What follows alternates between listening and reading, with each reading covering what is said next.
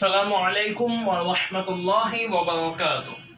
আজকের এই ভিডিওতে আমি নবম ও দশম শ্রেণীর জীববিজ্ঞান বিষয়ের অধ্যায় 2 জীবকোষ ও টিস্যু এর 2.4 অঙ্গ ও তন্ত্র নিয়ে বিস্তারিত আলোচনা করব। টপিক হচ্ছে অঙ্গ ও তন্ত্র। প্রথমে আসি অঙ্গ কি। এক বা একাধিক টিস্যু দিয়ে তৈরি ও একটি নির্দিষ্ট কাজ করতে সক্ষম প্রাণীদেহের অংশ বিশেষকে অঙ্গ বলে। অর্থাৎ এক বা একাধিক টিস্যু বা কোষসমূহের সমষ্টি দিয়ে তৈরি ও একটি নির্দিষ্ট কাজ করতে সক্ষম প্রাণীদেহের যে বিশেষ অঙ্গ রয়েছে সেই অংশটাকে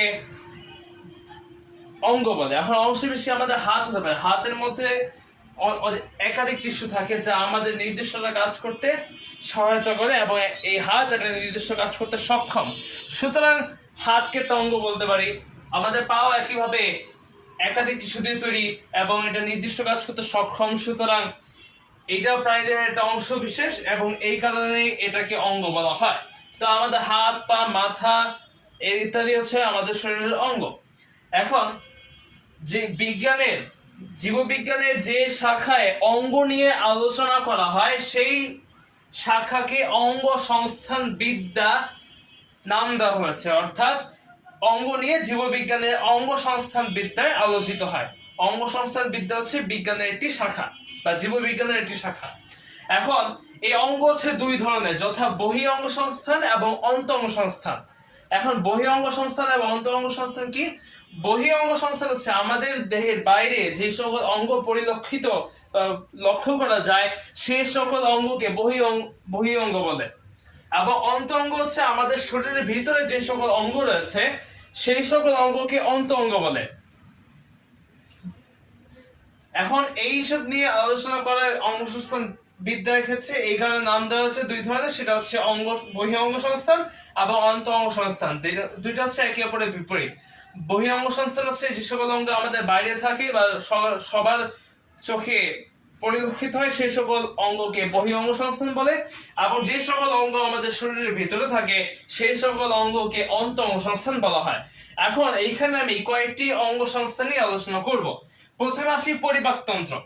পরিপাকতন্ত্র খাদ্য গ্রহণ, পরিপাক, শোষণ ও অপাচ্য খাদ্যাংশের সাথে জড়িত। পরিপাকতন্ত্রের প্রধান অংশ দুইটি, যথা পৌষ্টিকনালী এবং পৌষ্টিক গ্রন্থি।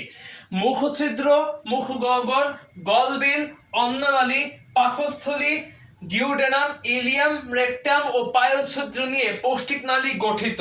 অর্থাৎ এই সমস্ত অঙ্গ নিয়ে পৌষ্টিকনালী গঠিত এবং মানুষের লালা গ্রন্থি, যকৃৎ ও অগ্নাশয়ে পৌষ্টিক গ্রন্থি হিসেবে কাজ করে। এখন আমি আবারও বলতেছি এই পার্থক্যটা কোন জায়গায়। যেমন মুখছিদ্র, আমাদের মুখের ভিতরে যে ছিদ্র থাকে সেই ছিদ্র, মুখগহ্বর, ভিতরে যে এই যে মুখগহ্বরটা আছে সেই মুখগহ্বর, এবং গলবিল এবং অন্ননালী, পাকস্থলী, ডিউডেনাম, ইলিয়াম, রেকটাম ও পায়োচ্ছিদ্র হচ্ছে পৌষ্টিক নালীর অন্তর্ভুক্ত। এবং মানুষের লালা গ্রন্থি, যে আমাদের যে গ্রন্থি থেকে লালা উৎপন্ন হয় সেই গ্রন্থি, এবং যকৃৎ ও অগ্নাশয় পৌষ্টিক গ্রন্থি হিসেবে কাজ করে। অর্থাৎ এগুলো হচ্ছে পৌষ্টিক গ্রন্থির অন্তর্ভুক্ত। এবং এইসব অর্থাৎ পরিপাকতন্ত্রের গ্রন্থির নিঃসৃত রস খাদ্য পরিপাকে সহায়তা করে। এটা হচ্ছে পরিপাকতন্ত্রের অনেক গুরুত্বপূর্ণ একটা কাজ। এরপর আছে শ্বসনতন্ত্র। নাসারন্ধ্র, গলবিল, larynx, trachea, bronchus, bronchiole, alveoli ও একজোড়া ফুসফুস নিয়ে মানুষের শ্বসনতন্ত্র গঠিত। এই সকল অঙ্গের চিত্র তোমাদের বইতে সুন্দরভাবে দেওয়া আছে, তোমরা সেখান থেকে দেখে নিতে পারো।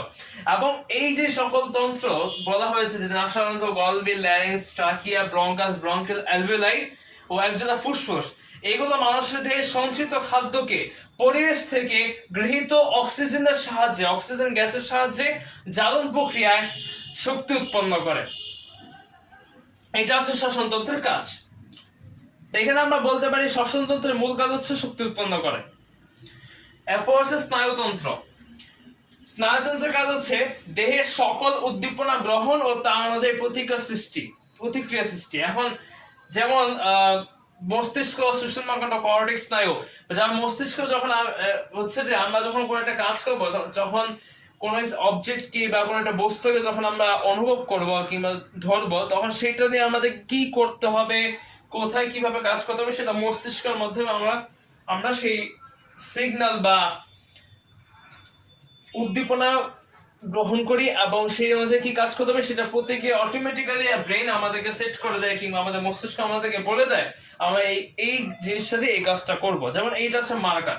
এখন এই মার্কার দিয়ে আমি কি কাজ করবো, ফার্স্টে যখন আমি এটাকে ধরলাম সেটা উদ্দীপনা হার্টের মাধ্যমে, স্নায়ু কোষের মাধ্যমে আমার ব্রেনে গেল।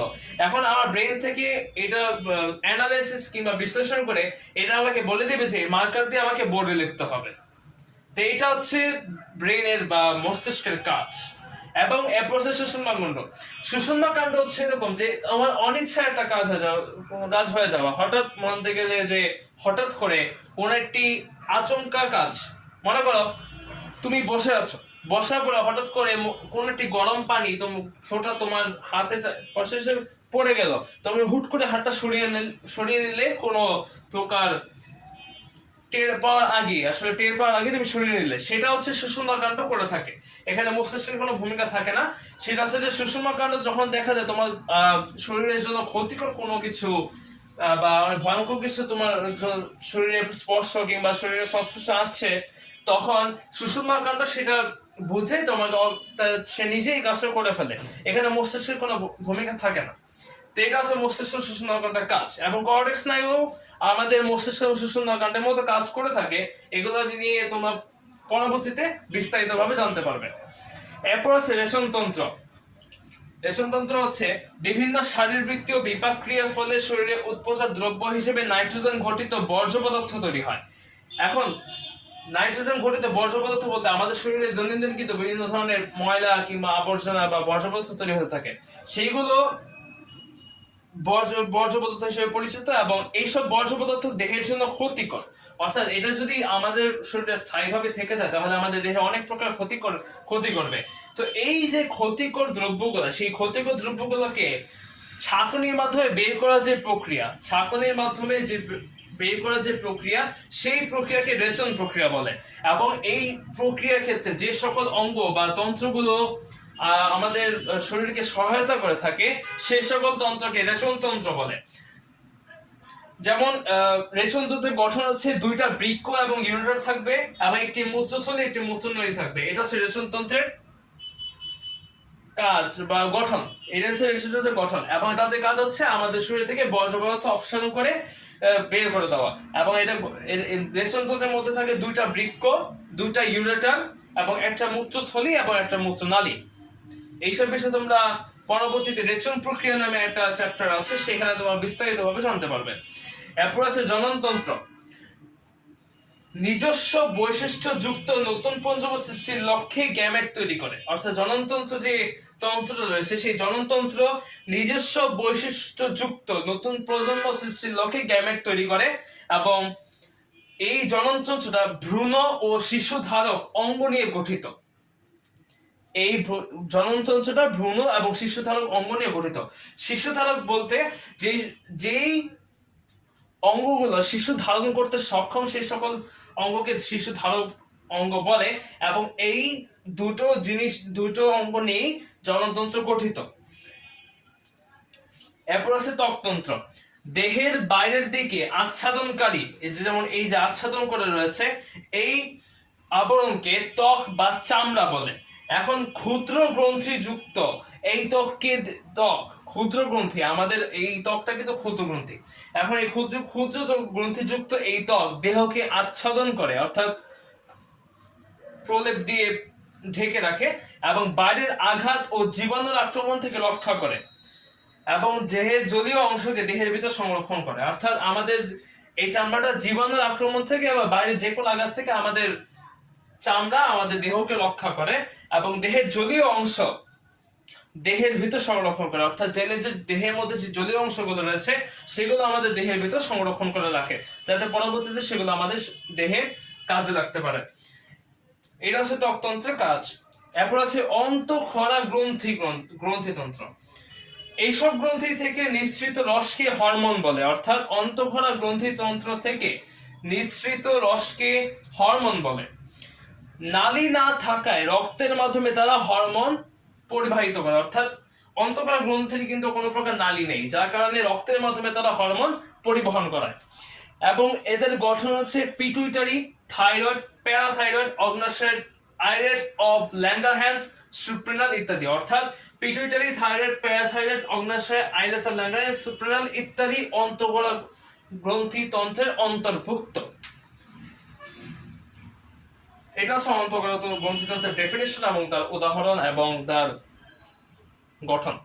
তো এই ছিল আজকে টপিকের বিস্তারিত আলোচনা। যদি ভিডিওটি ভালো লেগে থাকে অবশ্যই লাইক দিবেন, শেয়ার করবেন এবং আমার চ্যানেলটা সাবস্ক্রাইব করবেন, এবং যদি কোনো প্রকার ভুল থেকে থাকে অবশ্যই ক্ষমা সুন্দর দৃষ্টিতে দেখবেন। আসসালামু আলাইকুম ওয়া রাহমাতুল্লাহি ওয়া বারাকাতুহু।